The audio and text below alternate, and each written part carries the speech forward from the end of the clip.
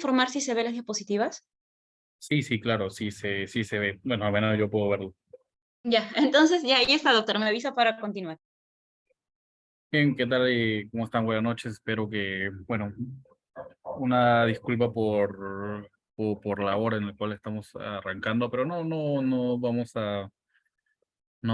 a tomarnos mucho tiempo, ¿no? Bueno, y el tema de ahora es un tema, bueno, bueno, que se ha convocado y bueno, vamos a hacer el análisis correspondiente, ¿no? Pero tiene que tener en cuenta una cosa, en realidad, para empezar, ¿no? El tema de análisis de proyectos normativos siempre va a ser interesante, pero siempre va a haber un pero. El pero es que, el pero es que la ley de contratación es un monstruo distinto. ¿Y por qué digo lo siguiente? Básicamente lo digo porque cada gestión gubernamental que pasa, o sea, cada gobierno central que pasa, tiene como característica principal, primigenia, modificar la contratación pública, ¿no? La ley de contratación pública, ¿no? Siempre agarrarnos un suceso de corrupción o ineficiencia, ¿no? O sea, es una cuestión, un fenómeno sudamericano al menos, o latinoamericano, que siempre tienen ese patrón, ¿no? Por hacer la modificación normativa dentro de un procedimiento de contratación, siempre cuando ocurre una pequeña cuestión de ineficiencia, ¿no? Tenemos ya los antecedentes.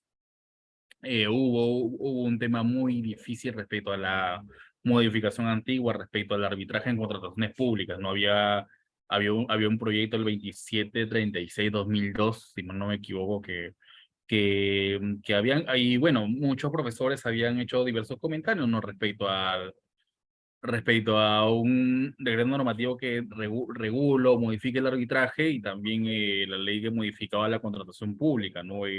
Habían diversas incorporaciones respecto al contexto administrativo, a la ley de sistema financiero, entre otros, ¿no? Entonces, es un tema muy difícil, al menos de digerir respecto a las cuestiones críticas que pueden tener las cosas, pero bueno, hay para cada gusto, ¿no? Hay algunos que dicen, hace un mes creo que escuché que los cambios siempre van a ser positivos, pero no me parece que lo considera así. Incluso habían reformas que suprimían el arbitraje y suprimían la eficiencia, suprimían la competencia jurisdiccional, el cual es muy difícil ver en regulaciones como la nuestra, no la local, ¿no? Pero bueno, vamos a hablar sobre este proyecto de resolución ministerial que ha salido hace poquito, ¿no? Así que, no sé, si podemos pasar a la siguiente diapositiva para poder avanzar.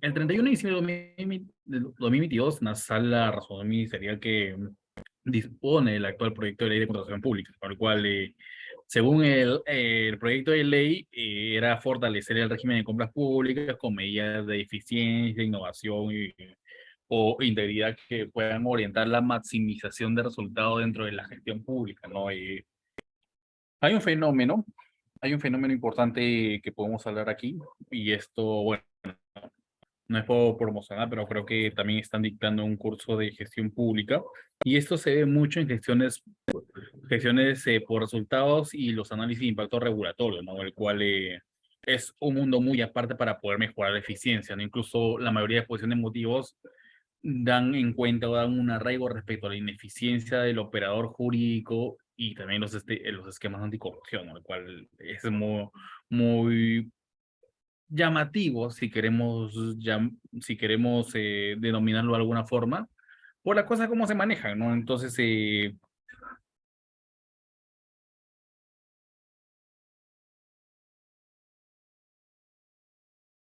ay, perdón. Y bueno, cómo se maneja? Vamos a tener, aquí vamos a ver al menos las principales o las diversas modificaciones que pueden existir, ¿no? Siguiente diapositiva, por favor, para poder arrancar.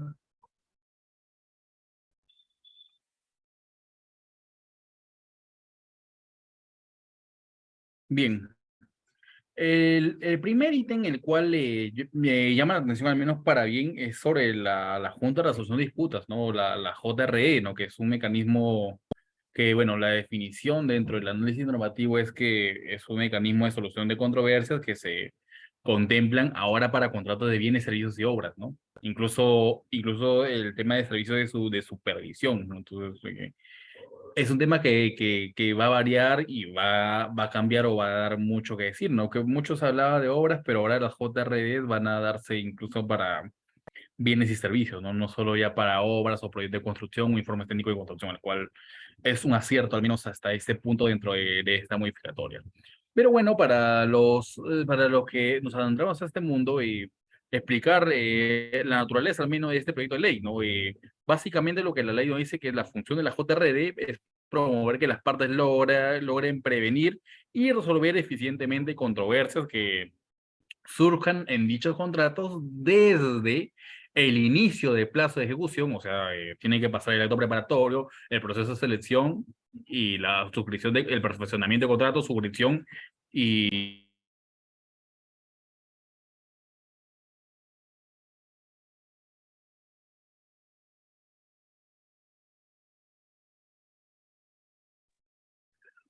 perdón, el inicio del plazo de ejecución hasta el pago final o liquidación total según corresponda. Es decir, ¿no? La Junta de Resolución de Disputas va a estar durante todo el proceso de ejecución de obra, al menos, ¿no? Bueno, ahora van a ser el cumplimiento de servicios o el cumplimiento de la ejecución de la entrega de los bienes, ¿no? ¿Cómo se manejarán?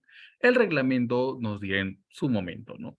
Pero el reglamento, bueno, la ley, determina en los casos que es obligatorio o facultativo que los contratos contemplen una cláusula de sometimiento, ¿no?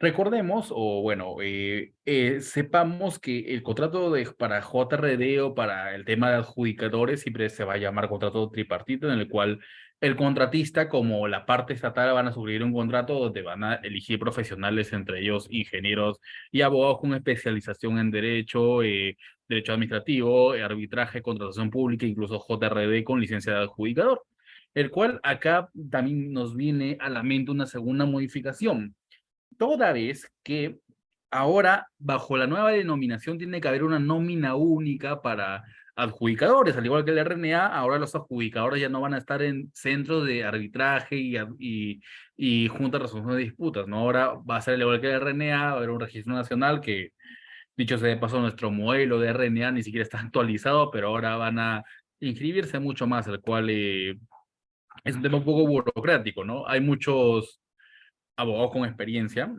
Hay muchos profesores universitarios que no están inscritos ni siquiera en el RNA, pero sí están inscritos en centros de arbitraje de mucho prestigio, el cual es un poco cuestionable de la óptica privada, ¿no?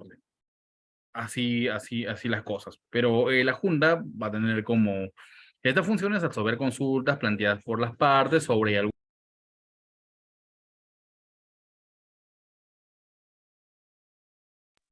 algún aspecto contractual y o técnico, no con carácter vinculante para la propia Junta, y esta resolver consultas, controversias técnicas y controversias no técnicas incluso, ¿no?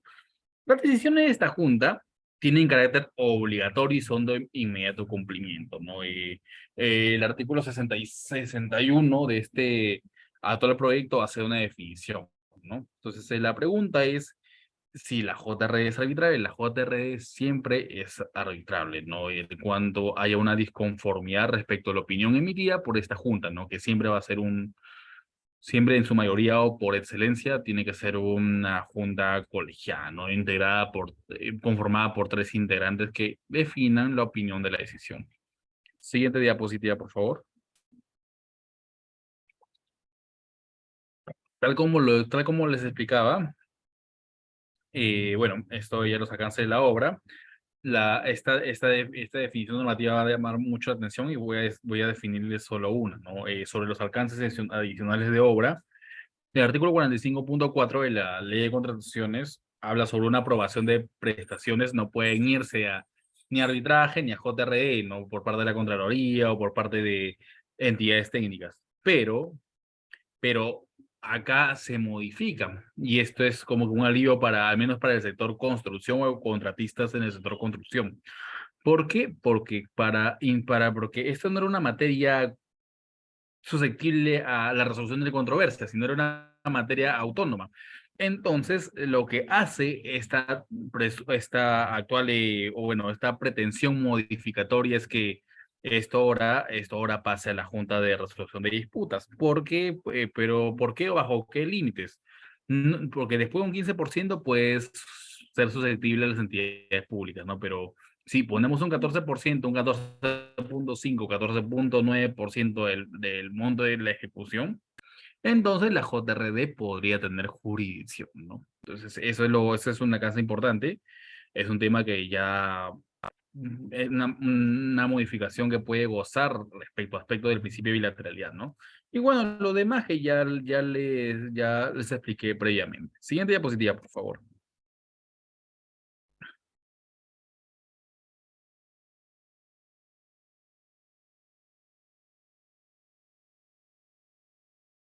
Bien, ahora sobre el arbitraje, bueno, también ha habido unas precisiones, no hay modificaciones, sino son algunas precisiones, porque en realidad ya es un hecho dañoso con las medidas cautelares y con la legislación actual que han osado por modificar. Ha salido incluso hasta el profesor Mario Castillo Freire a plantear una defensa respecto al arbitraje en contratación pública, ¿no? Pero bueno, ese es otro tema, pero lo que deberíamos saber, o la precisión técnica respecto a lo que define el arbitraje según el artículo 63 de este texto modificatorio, es que el arbitraje se refiere a la ley de contrataciones, derecho nacional, y se desarrolla en idioma español. Esto, al menos para el arbitraje en contratación pública peruana, ¿no?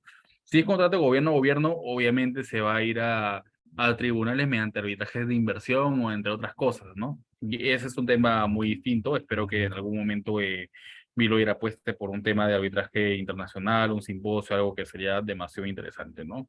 Por ahora el tipo de contratación que hay, ¿no? Los NECNI, FIDIC, entre otros. Pero en los demás casos hay institucional, encomiendo arbitral, y todo pacto en contrario es nulo, ¿no? Entonces son aplicables respecto a la norma medular, que es el decreto legislativo 1071, que es la ley general la ley de arbitraje, ¿no? Entonces, estas controversias sobre invalidez, determinación o ineficaz del contrato se pueden resolver mediante arbitraje, ¿no? En un plazo de 30 días desde de la notificación de actos materia de controversia, ¿no? Entonces, para más información pueden encontrar el artículo 63 de este texto sustitutorio, que no varían mucho. Entendemos actualmente qué es el arbitraje o cómo se puede llevar un procedimiento arbitral público. Siguiente diapositiva, por favor.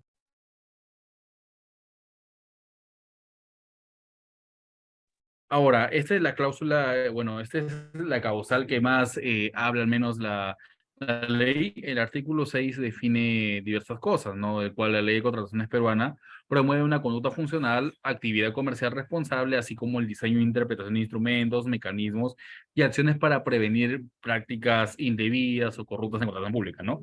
Este es un tema que va a llamar mucho la atención porque incluso hay guías de competencia, pero ese ya es derecho regulatorio. Incluso Indecopi ha hecho una guía de contratación pública respecto a empresas contratistas para que no cometan actos indebidos, ¿no?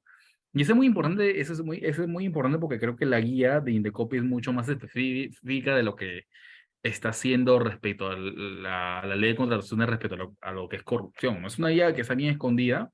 Por ahí creo que yo posteé, escribí algo respecto a la materia, pero debería verse mucho mejor que esta modificación. No dice mucho, ni siquiera en la exposición de motivos, ¿no? Y eso que han venido deliberando la modificación producto de lo que ha habido en reconstrucción con cambios y sus 320 funcionarios que han donado millones por 6 años y no han hecho nada, entre otras cosas, ¿no? Bueno, la ley también va a incurrir en sanciones bueno, va a establecer sanciones para quien incurra actos de corrupción o impliquen sanciones contractuales, ¿no?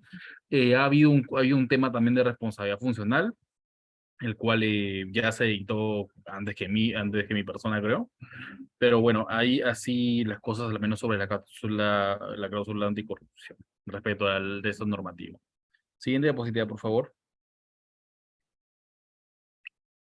Sobre elementos cautelares, que también es llamativo, el artículo 65, hablan sobre las reglas que rigen medidas cautelares, ¿no? Que debería ser desde el artículo 603 y siguiente del Código Procesal Civil, ¿no?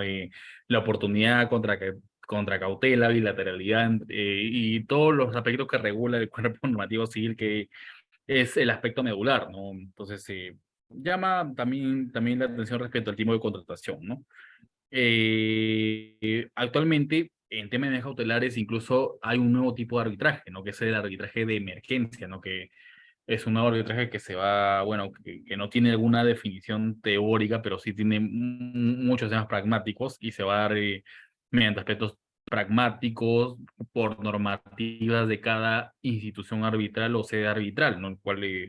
El cual básicamente hace aplicación de que existe un contrato, alguien incumple, pero tenemos un juez que va a resolver, un árbitro que va a resolver de una manera inmediata, ¿no? Eso se llama la emergencia por una variante procesal de tutela urgente, ¿no? Pero me parece que no han pensado mucho en esa tutela urgencia, sino también hubieron una exposición de motivos respecto a este tipo de arbitraje cautelar, ¿no? Respecto a un árbitro de emergente que va a tener emergencias, ¿no? Que tenga que tener verosimilitud, peligro de la demora y un examen de razonabilidad y proporcionalidad, ¿no? Pero eso ya se verá en un reglamento o una exposición correcta de motivos, ¿no?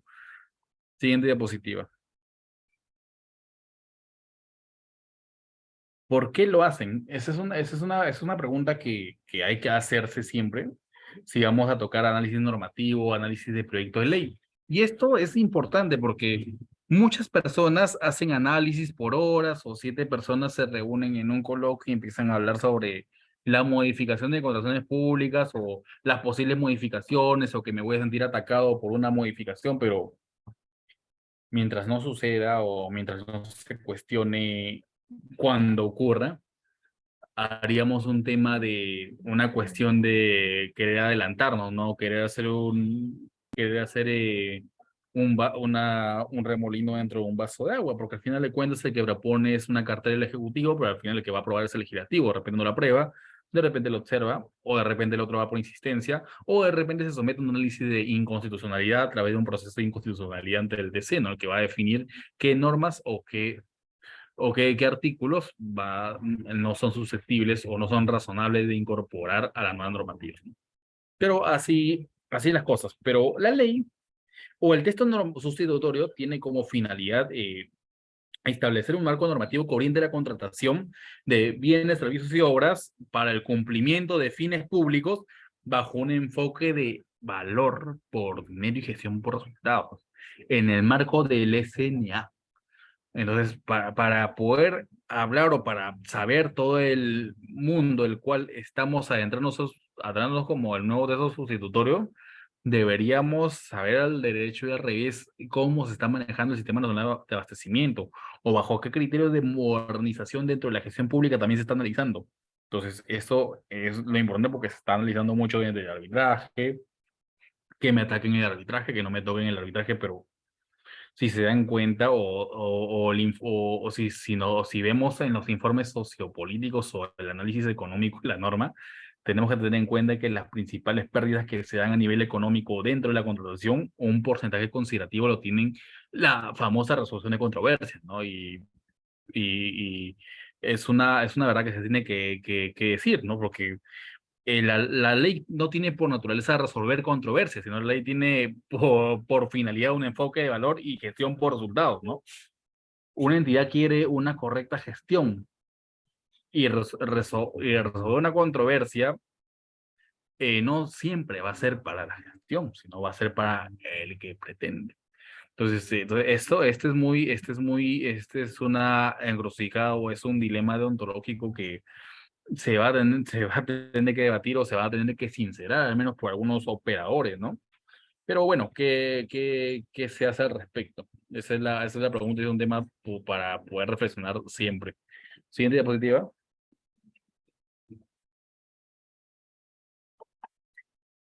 Ahora, para hablar de gestión, tenemos que hablar en el marco de la contratación y el SNA, tenemos que hablar sobre la sistematización y la modernización gubernamental.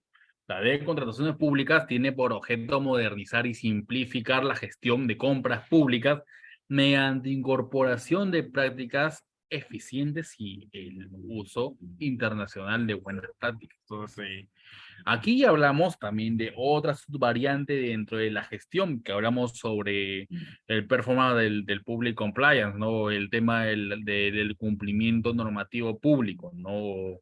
O bueno, algunos aspectos de buenas prácticas en el sector estatal, que también por ahí van a tener hay mucho que decir respecto a las entidades, los cargos, los famosos cargos de confianza, entre muchas cosas, ¿no? ¿Qué cosas ser un nombrado? Y es cuestión de ver una municipalidad lejana para poder ver que esta práctica eficiente y uso ético internacional no se cumple, ¿no? Entonces, ¿cómo se espera? O es una ley de blanco, es un saludo a la bandera, ¿no? Eso es lo que nos tenemos que preguntar como gente crítica, ¿no? No aprendemos contrataciones para construir, sino aprendemos contrataciones para poder mejorar o hacer eficiente la satisfacción de necesidades, ¿no? Y olvidamos la médula de la gestión pública o qué busca el Estado satisfacer, ¿no?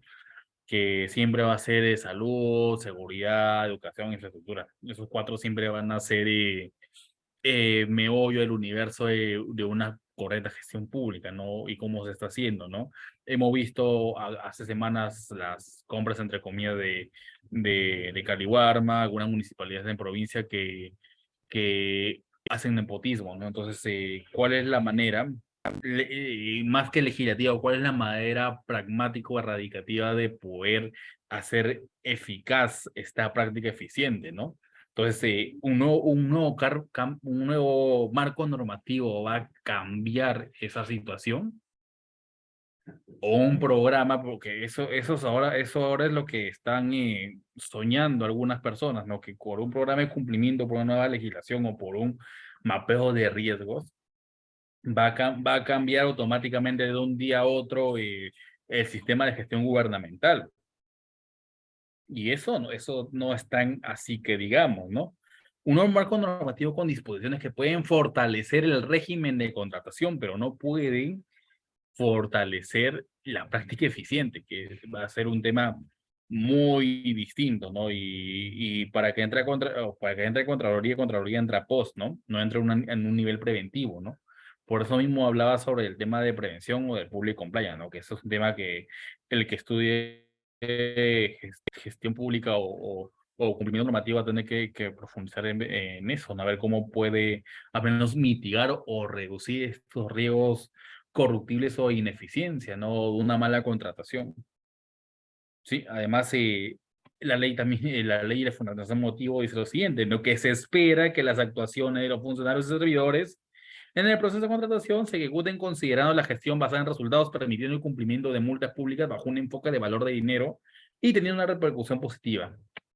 O sea, acá te dicen qué hacer, pero no se dice el cómo hacer, ¿no? Ese siempre va a ser una crítica de los organismos técnicos respecto a aspectos tan subjetivos y tan sensibles como es la eficiencia o las buenas prácticas, ¿no? Que ese es también un tema muy distinto, ¿no? Se busca mejorar la eficiencia y transparencia de compras, ¿no? Para generar mejores resultados para el Estado y sociedad. Entonces, no sabría decirlo. Lo único que tenemos que decir a nivel crítico es que creo que no ven noticias, ¿no? Pero ¿qué hacemos? ¿Qué hacemos ante eso? Entonces, eso es lo que espera el texto sustitutorio, ¿no? Pero no te dicen la manera o la ruta de cómo efectuar estas buenas prácticas. Siguiente diapositiva, por favor. Ahora, el documento, siguiente.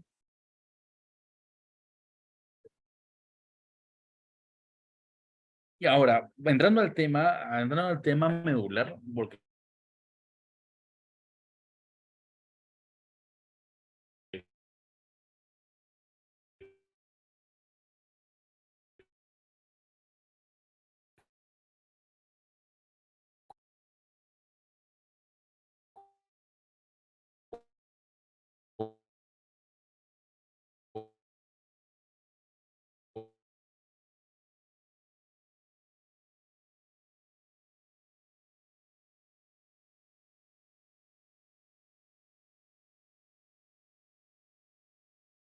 Doctor, disculpe, no se le escucha.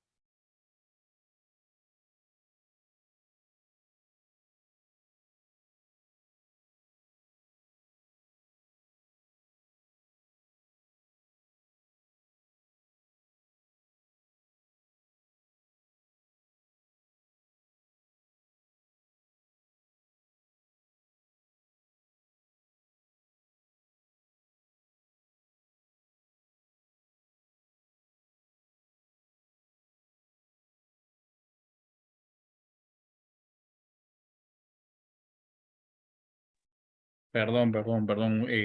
Creo que me desconectaron la sesión muy basado, creo. Muy basado estoy. Ya, ya. Continuando con la intervención. Ah, caray.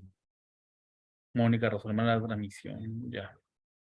En el punto 2.3.4 se menciona la presencia de la corrupción como en las contrataciones, ¿no? Y que generan algún tipo de consecuencias negativas, ¿no?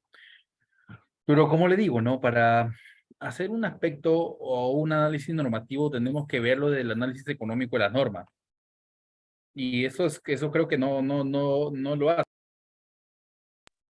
Dan un análisis tan normativista, pero no se dan cuenta que el tema no lo resuelve aspectos técnicos legales, sino lo va a resolver en muchos casos lo que es la econometría. Ese es un bug es un bug de gestión que puedo ofrecer ahora, ¿no? Que muchos dicen, no, que la corrupción, que vamos a cambiar el texto, pero hacen referencia de que las contrataciones o la corrupción genera pérdida económica, pero la pregunta de fondo es por qué se genera esa pérdida económica.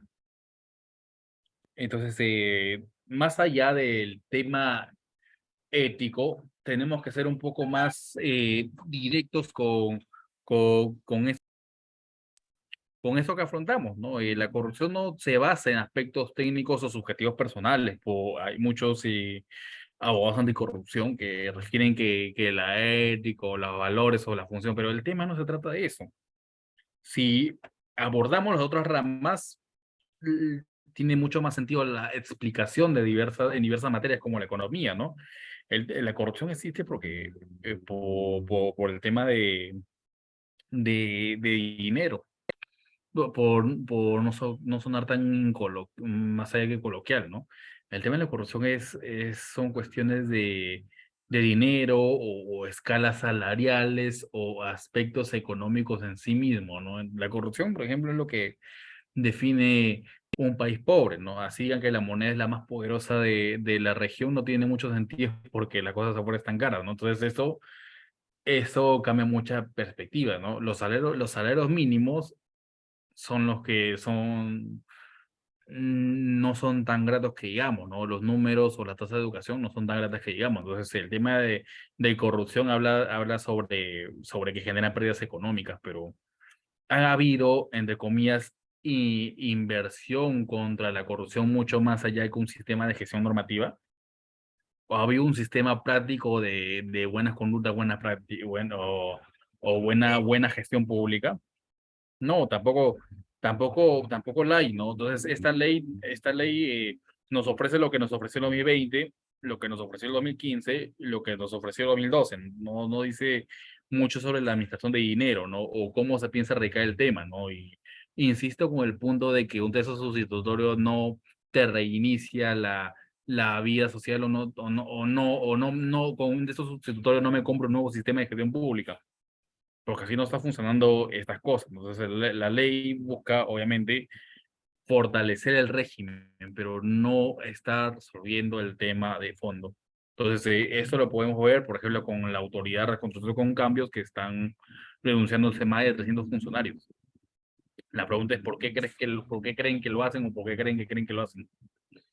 Entonces, ahí tiene que darse un análisis más de profundidad y no es un tema de valores, es un tema estadístico al final de cuentas, o al final del día. Siempre va a tener que verse el análisis económico de la norma. Siguiente diapositiva.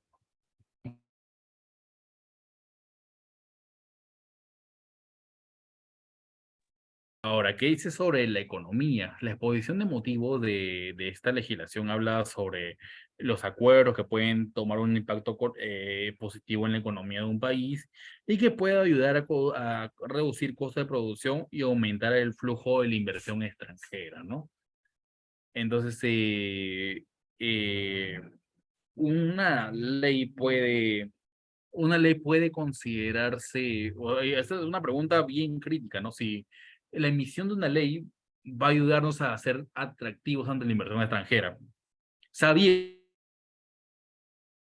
y acá vamos al tema, sabiendo de que va a haber un arbitraje por una de las concesiones más grandes del Perú, que es Rutas de Lima. ¿O piensan que con la emisión de la ley vamos a ser más atractivos o vamos a intentar maquillar lo que va a pasar ante el CADI aproximadamente en noviembre o diciembre? Entonces, estos acuerdos, bueno, van a competir en igualdad de condiciones con otros países que ha logrado, ¿no? Tenemos hoy día el escándalo de, entre comillas, el megapuerto más grande del Perú, que también se ha hecho una base de contratación, pero hoy hay un conflicto social por ese super megapuerto.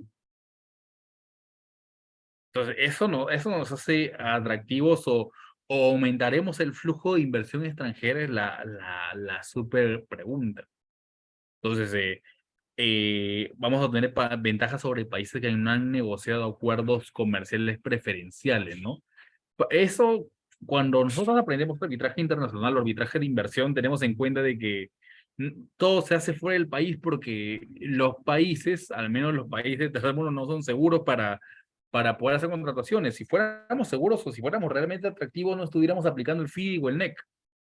O sea, básicamente es eso, ¿no? Entonces, los acuerdos preferenciales, según el de esos sustitutorio, pueden tener un impacto positivo en la economía al reducir costos, aumentar inversión o fomentar creación de empleos. Eso sonará crudo, pero ese texto no lo puede creer Bolivia, ¿no? Porque ahora nos están comprando soles, ¿no? Pero ahora que pueda someterse esto a debate o que va a mejorar la economía un nuevo texto sustitutorio es difícil simplemente, ¿no? Y no somos, y es una falacia de exposición de motivos, es una antimotivación, no somos atractivos por cambiar el texto de una norma.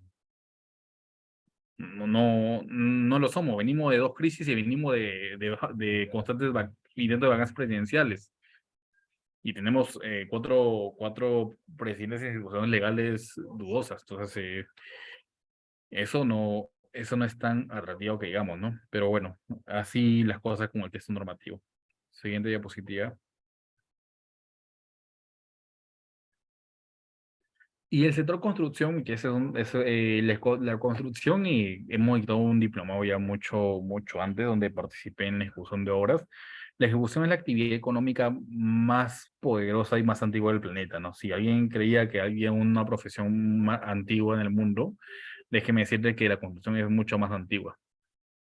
Así las cosas con el sector de construcción, ¿no? Entonces, el texto sustitutorio habla sobre el concurso de oferta en la contratación pública, que eran entregados bajo contrato de construcción a través de la entidad otorgaba un expediente técnico de obra completa para la ejecución por el contratista, ¿no? Entonces, entregar un sistema a un solo sistema de entrega de proyecto que requiere un contrato previa consultor, puede restringir una gestión particular en cada proyecto. Entonces, en construcción ya hemos hablado previamente, ¿no? Sobre cómo se puede manejar la construcción o qué tipo de esquemas o estándares pueden manejarse de toda construcción, ¿no? Al menos en la modificación respecto a JRDs, creo que cometen un gran acierto al dotarle de jurisdicción a las JRDs para que puedan determinar adelantos, enriquecimientos indebidos, entre otros, ¿no? Pero hay factores que son en contratación, pero también tenemos que esperar el reglamento. Siguiente diapositiva, por favor. Y bueno, esos son los ítems, o bueno, son los principales motivos, ¿no? No se trata de la emisión del texto, sino por qué lo hacen. Eso se denomina dentro del campo de la teología del porqué de las cosas. Pero espero que al menos eh, se nos haya brindado un poco de luz para invitarnos a la reflexión, ¿no? Porque eso es lo que pasa actualmente con el panorama de obras de contrataciones públicas, ¿no? Espero que haya sido de su agrado y pues muchas gracias por, Javier, Oliver, por invitarme, ¿no? Eso sería todo conmigo. Muchas gracias. Buenas noches. Sí,